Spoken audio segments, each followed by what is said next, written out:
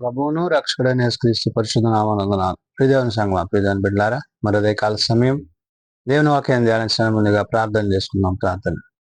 కృపగల తండ్రి, దయగల మయస్యాన్ని బంగారు పాదాలకు కొల్లెట్లేని వందనాలు, స్తుతులు, స్తోత్రములు. గతించిన రాత్రి అంతా నీ రెక్కల చాటును కాచి కాపాడి సంరక్షించిన దేవ మరొదే కాల సమయం సజీవ లేఖను చేరి ప్రార్థించుండగా వాక్యమైన దేవుడు వాక్యం ద్వారా నాతో మాతో మాట్లాడి మీరే మహిమాగంతా ప్రభావాలు పొందమని యేసునామమున నడుచున్నాం తండ్రి. ఆమేన్.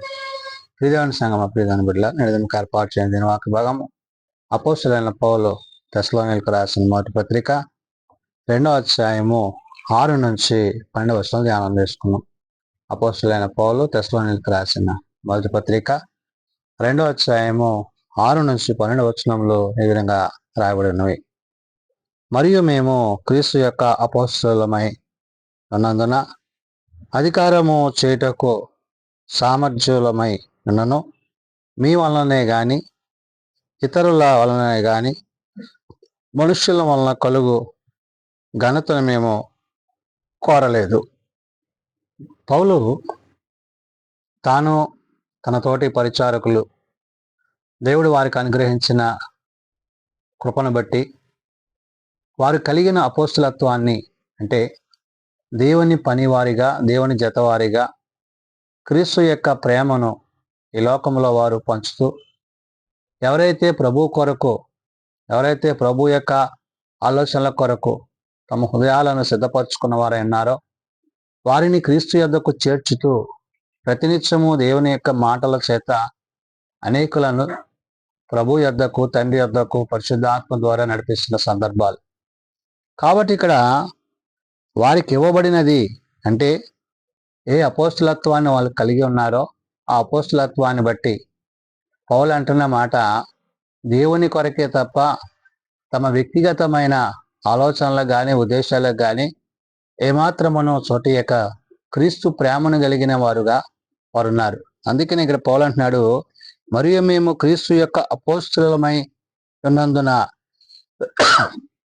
దేవుని యొక్క బిడలుగా, దేవుని కుమారులుగా అపోస్తలత్వాన్ని, అనగా ప్రభు యొక్క పనిలో వారికి ఇవ్వబడిన పాత్ర ఏదైతే ఉందో ఆ పాత్రలో వారు ఏమై ఉన్నారో చెప్తూ అధికారము చేయుటకు సామర్థ్యులమై ఉన్నాను అంటే మాకు ఇచ్చిన అధికారాన్ని బట్టి, అధికారాన్ని మేము దుర్వినియోగపరచుకోలేదు కానీ ఆ అధికారము ప్రభువుని బట్టి దేవుడు మాకు ఇచ్చిన అధికారముగా భావించి దేవుని బట్టి, ప్రభువుని బట్టి అని మాట్లాడుతూ మీ వలననే గాని ఇతరుల వలననే గాని మనుష్యుల వలన కలుగు ఘనతను మేము కోరలేదు అంటాడు. అంటే దేవుడే వారి యందు, పరిశుద్ధాత్మ దేవుడు వారి యందు కార్యాలు జరిగించాడు.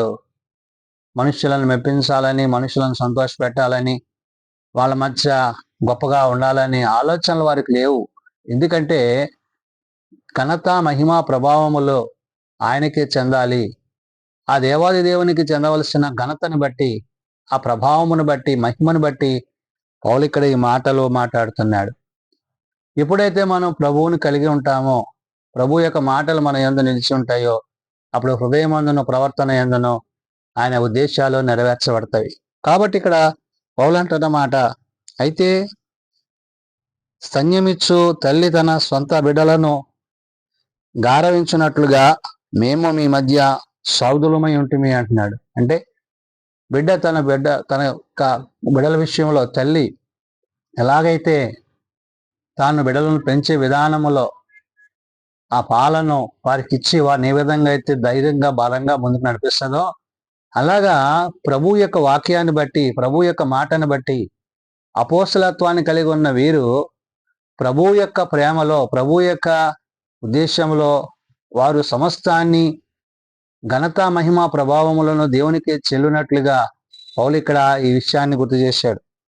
అందుకని అంటున్నాడు, స్తన్యమిచ్చు తల్లి తన సొంత బిడ్డను గారవించినట్టుగా మేము మీ మధ్య సాధువులమై ఉంటుంది అంటున్నాడు.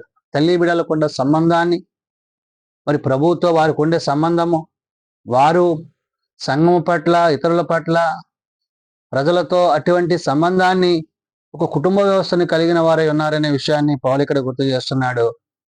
మీరు మాకు బహు ప్రియులై ఉంటిరి గనుక మీ యందు విశేషాక్షపేక్ష గలవారమై దేవుని సువార్తను మాత్రము గాక మా ప్రాణములను కూడా మీకిచ్చుటకు సిద్ధపడి ఉంటిమి అంటాడు. అంటే ఏమాత్రము వెనుదిరగక క్రీస్తు కొరకు, క్రీస్తు రాజ్య సువార్త కొరకు వారికి కలిగిన ఆ యొక్క అపోస్తలత్వము వారు ప్రాణం పెట్టడానికి కూడా సిద్ధపడిన వారై ఉన్నారు. అంటే హతసాక్షులుగా వారు దేవుని చేత, దేవుని మాటల చేత నింపబడిన వారై ఉన్నారు.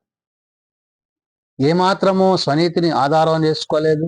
ఎవరు తమ సొంత ఆలోచనల చేత దీన్ని జరిగించలేదు. కేవలము ఆదరణకర్త అయిన పరిశుద్ధాత్మ దేవుడు వారి మధ్య నుండి ప్రభువును గూర్చి, తండ్రిని గూర్చి ఎన్నో విషయాలు తెలియజేసినప్పుడు అవి ఆనాడు తెస్సలోనిక సంఘానికి వారు తెలియజేస్తున్నారు. పౌలు మాత్రమే కాదు, సిల్వాను, తిమోతియు, తన తోటి పరిచారకులు వీరందరూ కూడా క్రీస్తు యొక్క ప్రేమలో ఎట్టివారై ఉన్నారో పౌలు గుర్తు చేస్తున్నాడు. అందుకనే సువార్త పక్షంగా అంటున్నాడు, సువార్తను, దేవుని సువార్త మాత్రము గాక మా ప్రాణములను కూడా మీకు ఇచ్చుటకు సిద్ధపడి ఉంటేమి అంటున్నాడు. అంటే దేని యందు దేవుడు వారిని ఉద్దేశింపజేశాడో ఆ ఉద్దేశాలు నెరవేర్చడంలో వారు ఏమాత్రమును వెనుదిరేక తమ ప్రాణాలను సైతం లెక్క చేయక క్రీస్తు కొరకు ప్రత్యేకింపబడిన హతసాక్షుల సమూహముగా, అపోస్తులుగా వారు పిలువబడ్డారని పౌలు గుర్తు చేస్తున్నాడు. అందుకంటాడు, అవును సహోదరులారా, మా ప్రయాసమును, కష్టమును మీకు జ్ఞాపకమున్నది కదా. మేము మీలో ఎవనికైనాను భారముగా ఉండకూడదని రాత్రింబగళ్ళు కష్టము చేసి జీవనము చేయొచ్చు మీకు దేవుని సువార్తను ప్రకటించితిమి అంటున్నారు. అంటే వారు ఎవరి మీద ఆధారపడక వారి యొక్క కష్టార్జితం, వారికి కలిగిన పనిలో వారు పని చేసుకుంటూ, రాత్రింబగళ్ళు పని చేసుకుంటూ దేవుని పని చేయొచ్చు. దేవుని పనిలో వారు ముందుకు వెళ్తూ మరి ఎవరి మీద ఆధారపడని స్థితిని వాళ్ళు కలిగి ఉన్నారు. అంటే ఒకరిని నొప్పించేలాగా, ఒకరిని ఇబ్బంది పరిచేలాగా వారు సువార్త చేయలేదు. కానీ వాళ్ళకి కలిగి ఉన్న దాంట్లో వారు తృప్తి పొందొచ్చు. ప్రభు యొక్క ప్రేమను ఆ అపోస్తులైన వారు కలిగి ఉన్నారని ఇక్కడ పరిశుద్ధాత్మ దేవుడు పౌలు ద్వారా గుర్తు చేస్తున్నాడు. కాబట్టి అవును సహోదరులారా, మా ప్రయాసమును, కష్టమును మీకు జ్ఞాపకమున్నది కదా అంటాడండి. వాళ్ళు ఎంతగా శ్రమించారో, ఎంతగా కష్టించారో, ప్రభు కొరకు సమస్తాన్ని విడిచిపెట్టి దేవుని రాజ్య సువార్తలో ఒక ప్రత్యేకమైన స్థితిని కలిగి ఉన్న వారి యొక్క ఉద్దేశాలను పౌలకుడు చెప్తున్నాడు. మేము మీలో ఎవనికైనా భారముగా ఉండకూడదని రాత్రింబగళ్ళు కష్టము చేసి జీవము చేయొచ్చు మీకు దేవుని సువార్తను ప్రకటించి అంటున్నారు. వాళ్ళు తినటానికి కావలసిన వాటికి వారే సమకూర్చుకుంటూ, సంపాదించుకుంటూ ప్రభు యొక్క పరిచర్య చేసిన అపోస్తులుగా వీరున్నారు. కాబట్టి పరిశుద్ధాత్మ దేవుడు అంటున్న మాట, మీకు దేవుని సువార్తను ప్రకటించితిమి, మేము విశ్వాసులమై మీ ఎదుట ఎంత భక్తిగా, నీతిగానో, అనింద్యముగానో ప్రవర్తించితిమో దానికి మీరు సాక్షులు. దేవుడే సాక్షి అంటున్నాడు. వారి భక్తి విశ్వాసాలు, వారి ప్రవర్తన, వారి నియమాలు, వారు జీవిస్తున్న జీవన విధాన శైలి, ఇవన్నీ కూడా మరి వారిని ఆనాడు తెస్సలోనిక సంఘంలో ఉన్న బిడలను, మరి ఫిలిప్పీలో ఉండే సంఘ బిడలను దేవుని వైపు ఏ విధంగా వారు నడిపించడానికి దేవుడు వారికి అటువంటి ఉన్నతమైన స్థితిని ఇచ్చాడో ఈ విషయాలను పౌలు అక్కడ గుర్తు చేస్తున్నాడు.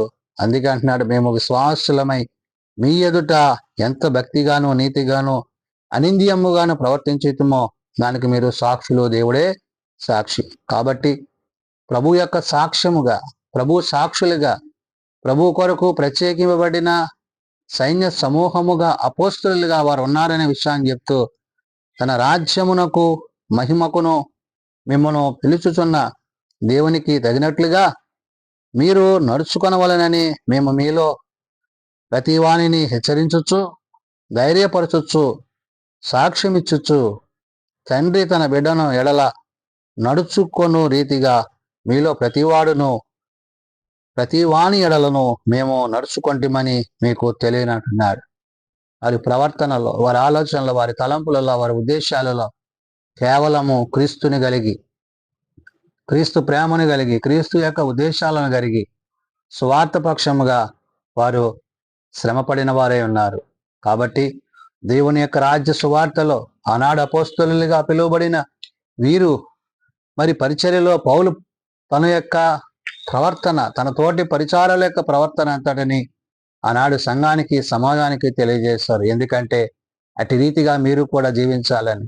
ఆనాడే కాదు, నేడు కూడా ఆయన బిడ్డలమైన మనం అటు రీతిగా జీవించి మన ప్రవర్తన ఎందును, మన ఆలోచన ఎందును క్రీస్తుని మాత్రమే కనుబరుచువారముగా, క్రీస్తు ప్రేమను మాత్రమే ఇతరులకు చూపించువారముగా, మనం ఏమై ఉన్నామో అది కేవలం దేవుని ఉచితమైన కృప ఉన్నదనే విషయాన్ని ఎరిగి ఆ కృపాసనం యొద్దకు చేరడానికి, ఆయన మనకిచ్చిన ఆ ఉన్నతమైన స్థితిలో, ఆ రాజ్యములో ప్రవేశించగలిగిన స్థితి, ఆనాడు అపోస్తులుగా వారు ఏ విధంగా అయితే దేవుని పనిలో తమను తాము దేవుని కొరకు సమర్పించుకున్నారో, నేడు ఆయన బిడలైన వారు ఆయన యొక్క రాజు సువార్తలో అట్టి వారై ఉండాలని పరిశుధాత్మ దేవుడు పౌలు ద్వారా తెలియజేస్తున్న మాటలు. ప్రార్థన చేసుకుందాం. ప్రేమగల తండ్రి, దయగల ప్రభువా, నిజమైన ఆయన, నీ యందు వారికి కలిగి ఉన్న ప్రేమ, భక్తి, విశ్వాసము, వారు నీ ఎడలు చూపించిన ఆ ఉన్నతమైన ఆలోచన విధానాన్ని బట్టి వందనాలు. కేవలము నాయన నిన్ను బట్టి, నీ మాటను బట్టి వారు నిన్ను సేవించిన వారిగా, వారు నిన్ను ఆరాధించిన వారిగా, వారు నిన్ను గణపరిచిన వారిగా ఉన్నారు.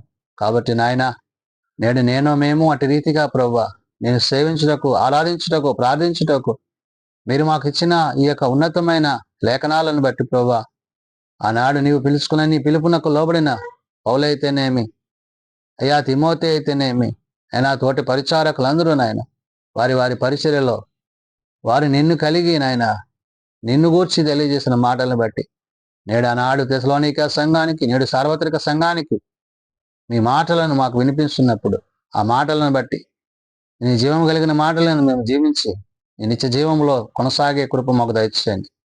మేము బలహీనలం తండ్రి, బలపరచు. మేము రోగులం ప్రభావ స్వస్థపరచు. అయ్యా మీ చేతి గాయముల చేత మాకు స్వస్థతను, ఆరోగ్యం దయచేయండి. నీ యొద్దకొచ్చు వారిని ఎంత మాత్రము త్రోసివేయక నీ ప్రేమ యందు, కృపయందు పెంపారజేసి నీ నిత్యరాజ్యాన్ని అనుగ్రహించే దేవుడు అయినావు. కాబట్టి నాయన చిన్నబిడ్డలు, యవనులు, పెద్దలు, వృద్ధులు ప్రతి వారిని వారి వారి తరగతుల చొప్పున ఆశీర్వదించి, దీవించి మీరు ఎక్కల చోటను బలపరిచి, భద్రపరుచుకున్నాను. దీని పరిచర్యల సేవలో ముందుకు నడిపించుకున్నాను. నాయన ఆర్థిక ఇబ్బందులను కుటుంబాలను జ్ఞాపకం చేసుకొని వారి అవసరతలో సహాయం దయచేసి మీ సన్నిధి వారిపై ఉంచమని, వారి అక్కర్లను తీర్చి కృపతో నింపమని యేసునామమున అడుగుచున్నాం తండ్రి, ఆమేన్. పరలోకమందున్న మా తండ్రి, నీ నామం పరిశుద్ధపరచబడుగాక, నీ రాజ్యం వచ్చుగాక, నీ చిత్తం పరలోకమందు నెరవేర్చినట్లు భూమి మీద నెరవేరుగాక. మా నిధనాహరణ మాకు దయచేయండి. మరి ఇలా ప్రార్థన చేసిన వారిని మేము క్షమించున్న ప్రకారం మా ప్రాణాలను క్షమించు. శోధనలతో ఏకాదశులను తప్పించు. రాజ్యము, శక్తి, మహిమ నిరంతరము నీవే తండ్రి, ఆమేన్. మన పరమ తండ్రి అయిన దేవుని ప్రేమ, ప్రభువైన యేసుక్రీస్తు కృప, పరిశుద్ధ ఆత్మ నిత్య సహాయము నిరంతరము సదా తోడేండి సంరక్షించునుగాక. ఆమేన్.